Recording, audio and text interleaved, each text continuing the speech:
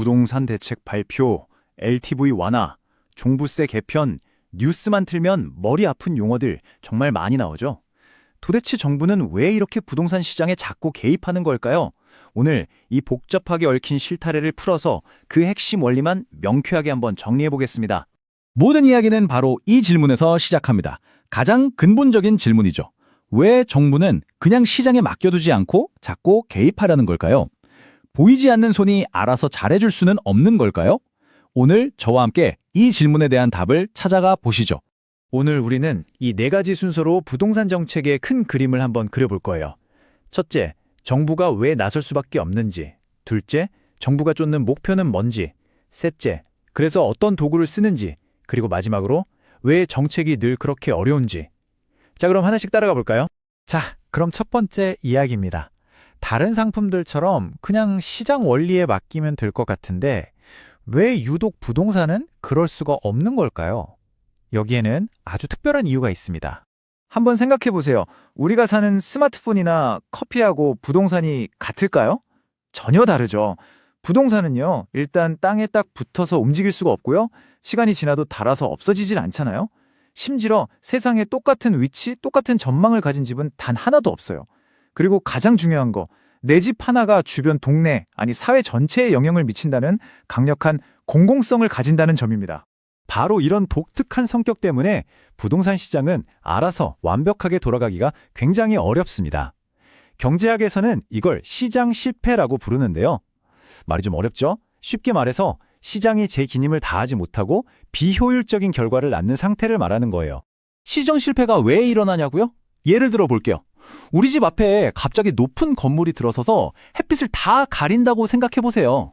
이건 단순히 개인의 문제가 아니라 동네 전체의 가치에 영향을 주죠. 이게 바로 외부 효과입니다.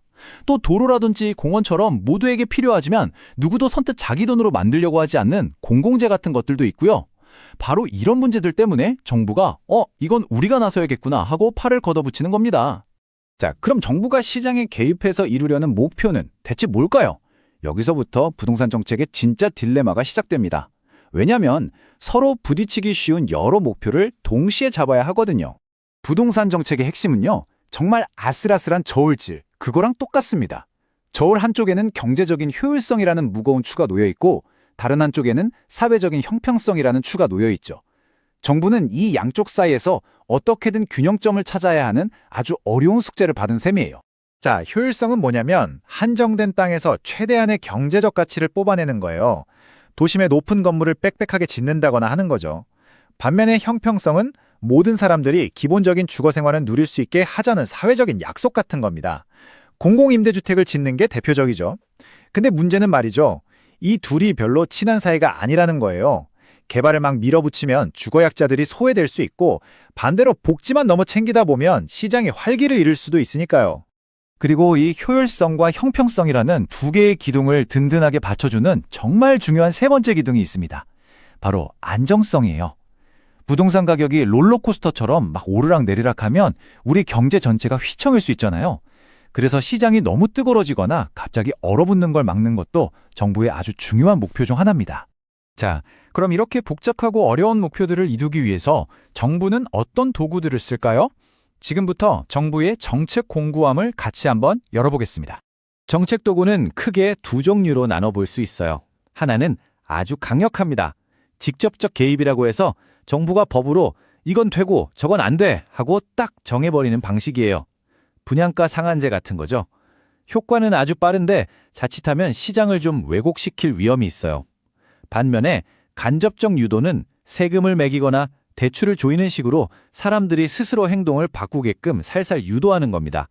이건 좀 더 시장 친화적이지만 효과가 나타나기까지 시간이 걸린다는 단점이 있죠. 그리고 이런 도구들은요, 동전의 양면처럼 공급과 수요, 이 두 군데에 각각 쓰입니다. 시장에 집이 부족하다 싶으면 신도시를 만들거나 재건축을 밀어주는 공급 정책을 쓰고요. 반대로 집을 사려는 사람이 너무 많아서 시장에 과열된다 싶으면 대출을 묶거나 세금을 올리는 수요 정책 카드를 꺼내드는 거죠. 이걸 좀 더 구체적으로 나눠보면 크게 세 가지 지렛대가 있다고 볼 수 있어요. 첫째, 법으로 직접 통제하는 법적 수단. 둘째, 세금이나 금융을 활용해서 시장 참여자들을 유도하는 경제적 수단. 그리고 셋째, 정부가 가진 각종 인허가 권한을 사용하는 행정적 수단. 이렇게 세 가지입니다. 자, 어느덧 마지막 이야기입니다. 아니, 근데 이렇게 목표도 확실하고 도구도 다양한데 왜 부동산 정책은 항상 논란의 중심에 서 있고 또 늘 욕을 먹는 걸까요?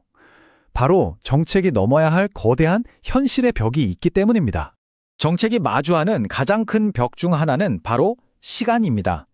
정부가 시장에 문제가 있네 라고 알아차리고 대책을 만들어서 실행하고 그 효과가 실제로 나타나기까지 정말 긴 시간이 걸려요. 근데 그 사이에 시장은 또 저만치 변해버리죠. 뒷북 정책이다, 엇박자 정책이다 이런 비판이 나오는 게 바로 이 때문입니다. 게다가 생각지도 못한 부작용들이 터져나오기도 합니다. 제일 유명한 게 바로 풍선 효과잖아요. 예를 들어 서울 강남 집값을 잡으려고 꽉 눌렀더니 엉뚱하게 그 주변 지역이나 다른 도시 집값이 불쑥 튀어오르는 거죠. 이처럼 정책이라는 건 항상 우리가 의도하지 않은 결과를 낳을 수 있기 때문에 정말 신중해야 합니다. 자, 오늘 이야기의 핵심, 이 네 가지 질문으로 정리해 볼게요. 첫째, 정부는 왜 개입하는가? 둘째, 그 목표는 무엇인가? 셋째, 어떤 방법으로 하는가? 그리고 넷째, 어떤 어려움이 있는가? 앞으로 부동산 관련 뉴스를 보실 때 이 네 가지 틀을 가지고 보시면 훨씬 더 깊이 있게 상황을 이해하실 수 있을 겁니다. 결국 부동산 정책이라는 건 어쩌면 정답이 없는 아주 어려운 고차방 정식을 푸는 것과 같아요. 효율성, 형평성, 그리고 안정성, 이 서로 다른 가치들 사이에서 끊임없이 아슬아슬한 줄타기를 해야 하는 아마도 영원히 계속될 과제일지도 모릅니다. 오늘 이야기가 여러분이 이 복잡한 정책을 이해하는데 작은 도움이 되었으면 좋겠습니다.